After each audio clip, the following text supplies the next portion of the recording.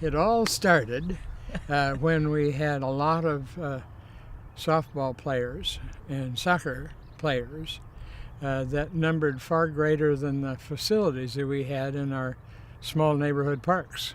So we invited a lot of team managers in both activities of softball and soccer to the table, and we talked about what's the problem, what are the possible solutions, and out of those meetings grew the concept Sportscore One. We tried to figure out what assets we had and what vision we could create around them. It was creating the vision and the plan and building high-level facilities. And no one would have ever guessed or imagined what would happen when Bob Papage and Wendy Fisher got together. That was a game changer right there, and it has been to this very day. He kept trying to tell me no once in a while, though. I think the meeting was in the spring of 1985 because it was cold and we were standing out here because you never met Bob in the office. You always met Pappy out on the fields. So I said to Bob, "What's happening out here? This is pretty cool." And he said, well, he was busy during the week. He said, "But I've got a real problem. I don't have any business on the weekends, and they don't like that." I said, "Well, why not?" And he said, "Well, everybody's leaving town to go to tournaments in other places." And I said, "Well, that sounds like what I was hired to do." And pretty soon we had one tournament, another tournament. After a couple of years, we were bidding on national tournaments and regional tournaments, and it was terrific. That was the beginning, and it's led to now Sportscore 2 and this area. It was the beginning of a whole new era. Yeah.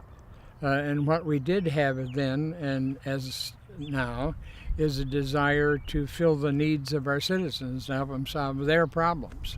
And it was through that process that this has evolved and is still evolving 30 years later. We built the industry, and we were, I think, as surprised as anybody, because then our soccer teams locally began to grow even more, and softball and baseball began to grow even more. We were in the same position back in 1995 when we bought the land for the second sports core, that we had to keep up with local demand, which is what drove that, just as it drove this. And the combination, the partnership between tourism and the park district was essentially the same. It was a lot easier to do the second time than it was the first. Sportscore 2 was always a vision because we knew there was overcrowdedness here. But it got going much faster unexpectedly.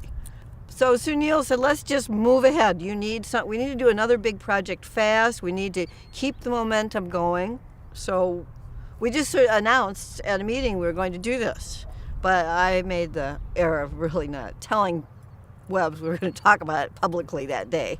And it's the one time I really saw him get pale, but we lived through it. And we got it built. And that's where Jim and Sunil Right. came in. They have great talent in the area of raising funds.